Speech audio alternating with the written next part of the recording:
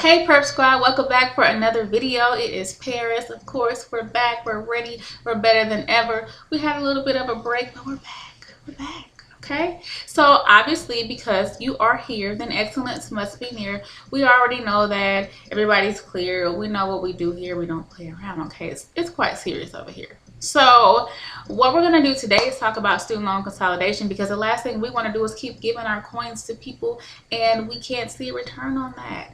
Nobody wants to do that. So today I'm going to talk to you all about how to get into a true student loan consolidation so you can get rid of that debt and you can move forward. You can take those coins and get real cute and get on some vacations and get some savings, buy yourself some stock, a house, a car, whatever you're trying to do with yourself. Some hair, a unit. I don't know what you want to do with those extra coins, but I'm just here to make sure that you can actually be able to see those extra coins someday in the very near future. All right, so if you are new here, thank you so much for being here. Again, over here, the whole sole purpose of what we do over here is to make sure that we do our very best every day we wake up. Our goal is to thrive in every area of our lives. So that means we want to keep our skin glowing. We want to keep our edges. We want to keep our hair growing, okay? We want our face to be clear. We want stress to be either non-existent or very minimum, okay? We keep God first and we keep it moving forward, okay? We are very unbothered over here and we protect our peace. So if you are looking for a comfortable place to call home, where you can get some gems, where you can share some gems, where you can be free and be encouraged and be uplifted and get all the tea for free, then this is where you want to be, okay? So make sure that you go ahead and subscribe. I'll wait. I'm just gonna give you some time to subscribe. It's right down below. Yeah. Did you subscribe yet? Okay, I'll give you a little bit longer.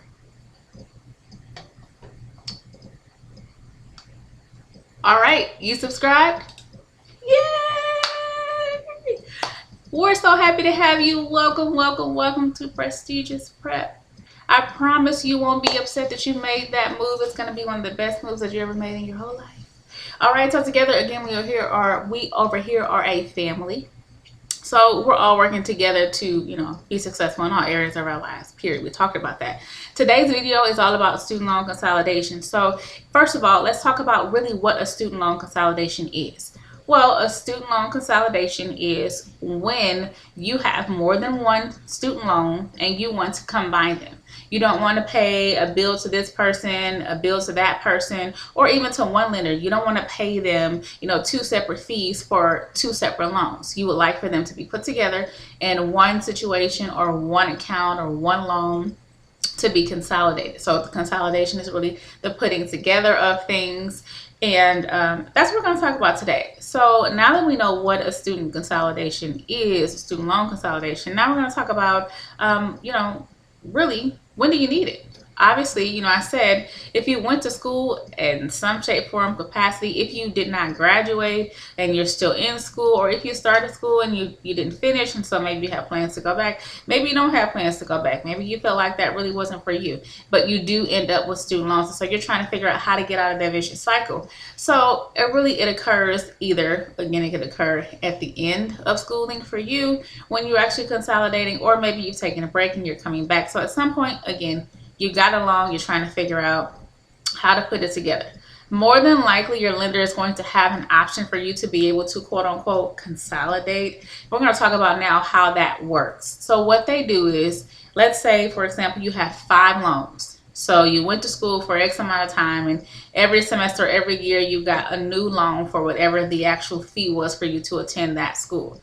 So those 5 loans can be taken and put together as one big loan with one actual balance versus you having 5 different loans.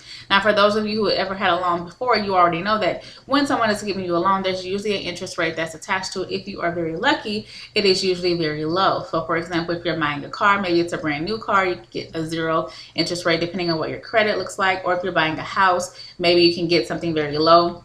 Again, all of it ties back to what your credit looks like and what the lender is willing to do, and what your income looks like when it comes to the actual ratio and whatever their metrics are for figuring out what you would actually qualify for. So in this case, it's going to vary again because it's all about your background and then what you're coming to the table with and what how secure they feel with the loan. So all of those are actual factors. So again, getting back to our example of having 5 loans. You take those 5 loans and you go to maybe one lender, or maybe your loans were transferred to another lender, and so all of your loans just happen to be in one place. For this example, that doesn't always happen, but for this example. So what it does is now you have 5 loans, but usually every loan has a different interest rate. You may have a couple that have the same, or you might be lucky where they all have somewhere around the same, or they have the same. It's not very likely that they're all going to be exactly the same. So all 5 of those loans have their own set of interest rates. So based on whatever the total is due, the lender knows that I want to get this set amount based on what they owe, meaning you, me, whatever that looks like for them. Now, if you have 5, they will usually take the average of all of the loan interest rates that you have, and they will come up with whatever that number is. So maybe out of your 5 loans, they range anywhere from 5% to 6.5%. And there are restrictions on what the actual percentage can be at the highest and at the lowest for student loans. So make sure, if you don't know what that is, that you go out to the student federal government website to figure out what that looks like for you. And so you can get additional information there. But getting back to this, so let's say they give you a 5%, if you will. So all 5 of your loans, again, have different interest rates, but they decided that we're doing a student loan consolidation. So they're going to charge you 5% over for whatever against whatever your actual balance is.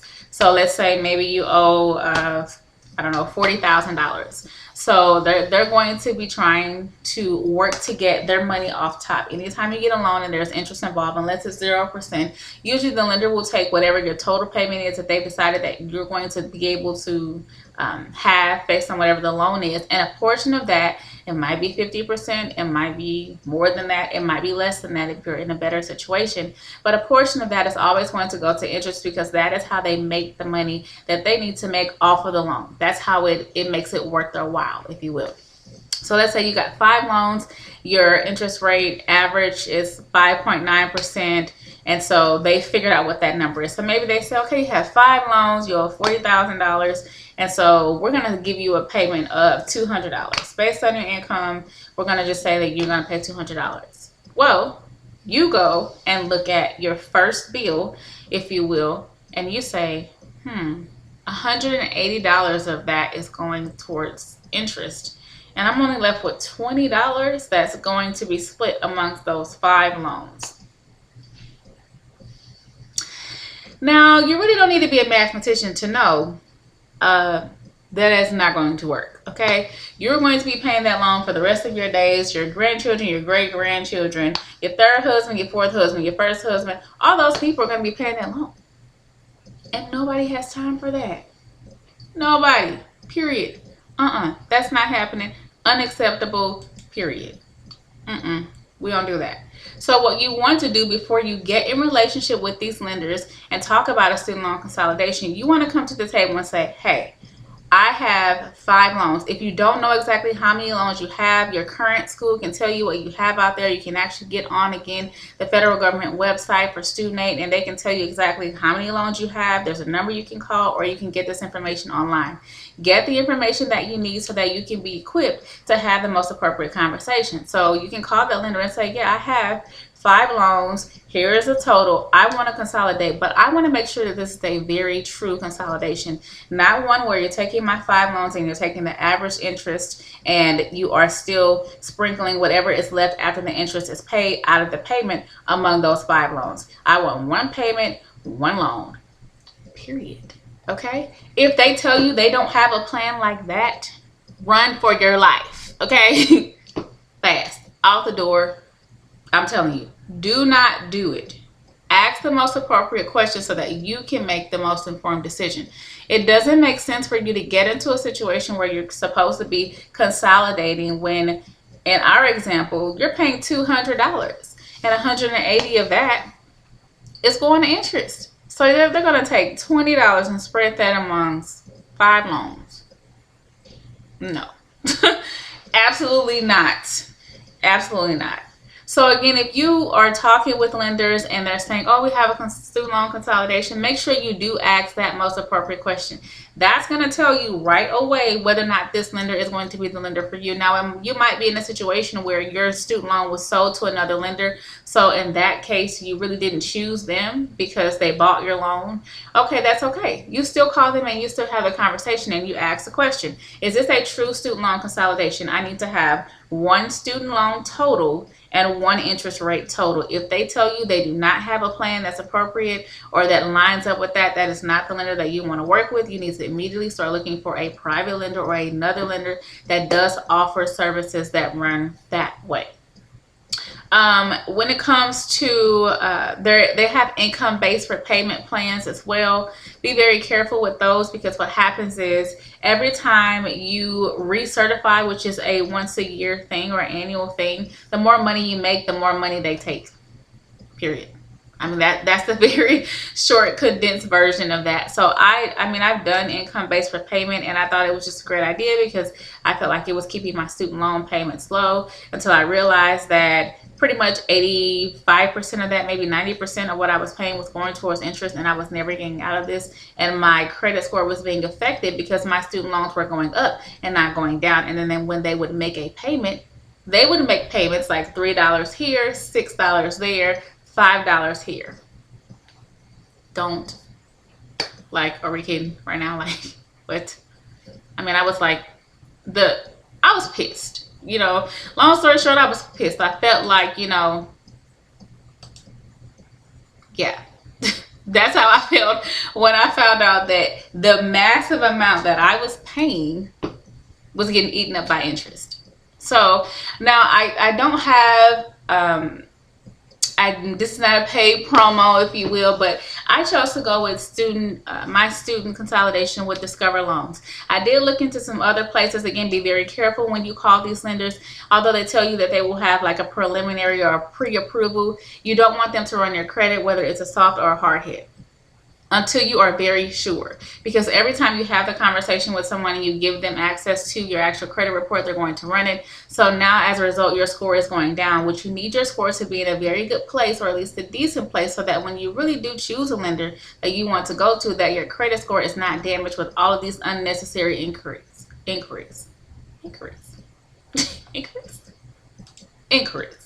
I'm pretty sure. Yeah, you know what I mean. Anyway, so long story short is I switched over to Discover. It was a very easy process. I applied online and they took all of my information. They're going to want your tax information. They're going to want to know how much you make. So make sure you can get a hold of your paycheck stubs. Again, your tax information. I think that was pretty much, that's pretty much it. Like, they're probably going to ask you is how much you pay out in the way of bills and things of that sort, just to get an idea. The whole process was online. I was able to upload all of my documents, sometimes from my phone I did, and sometimes from my actual desktop on my laptop. So it was very easy. They were pretty much open to about 9 p.m. Central Standard Time, I think. It was quite late when I would have some of these conversations with them. They also offer a chat. They also offer tools online where you can see, okay, this is what my payment is. This is what it would be over 10, 20, or a 15 year, or whatever other options they might have for you. They also have it set up where these are all free tools where you can get online and say, okay, this is my payment, and it says if you want to make additional payments, you can put that total in the bottom and it'll tell you how much sooner you will be able to pay your loan off. So just really great tools. The experience was really good. Again, this is not paid promo, but Discover can definitely give me a cute coin because I'm here for it and I'm actually a consumer. Okay, but anyway, make sure you find your lender that's going to work best for you. If you get on the phone with a lender and they don't want to answer questions, and they're very bothered and they don't have an option that looks like, again, taking your total amount that you have of all 5 loans. So in our example, I think we use $40,000. If they cannot just approve that $40,000 with one flat interest rate, so that that one payment that you are making really affects your actual bottom line with what you're paying, you don't want to work with them. Find you somebody else. Be very careful when you go to do student loan consolidation not to choose, in some cases, just choose the first links that you're seeing, because obviously those are ads that lenders are paying for to be in that top spot. So it might not be in your best interest. It might just be, they pay to be the first among the search results. So just look through all of the most appropriate options available. Don't be in a rush. Take your time with this. Don't be so quick to say, I got to hurry up and figure something out. Now, again, when you graduate from school, you have 6 months usually to pay your loans back, unless you had loans prior that you were previously owed. They're going to want their coin right away. I mentioned that in a previous video. Please make sure you check wherever you work. Check and make sure your employer does not already provide some sort of stipend or something that they can give you to help you pay for your education, because you might be in luck and you might find that you are going to be blessed and get a certain amount of your tuition paid by your provider, as long as you meet their requirements. So make sure you look into that. I mentioned that as well in a previous video. I will go ahead and put that either in the cards or in the description box below. So I hope this was helpful for you. I don't want to make the video super duper long, but the point is, make sure when you go to consolidate, it is a true student loan consolidation. You need one loan, one interest rate. If they can't do that, you don't want to be bothered, period, point blank, and you're just going to tell them that you're out. That's it. If they cannot make sure that they are answering all of your questions in a way that you understand, be done.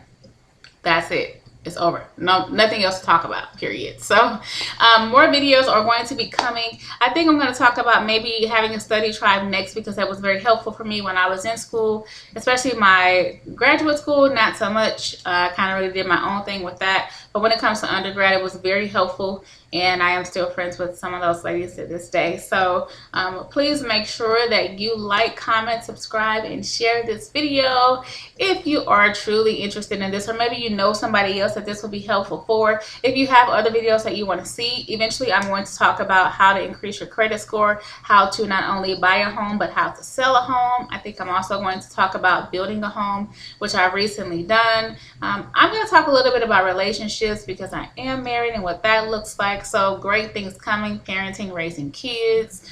I might give you some tips on how I wipe my teeth. I just really want to be a blessing in all areas that I can think of, that I wish somebody would have told me. So again, thank you so much for being here. Again, you can follow me on all of my social media platforms. I am at Prestigious Prep by Paris on Instagram as well as Facebook. I'm also on Twitter at prestige_prep. So that's PRSTIG_prep.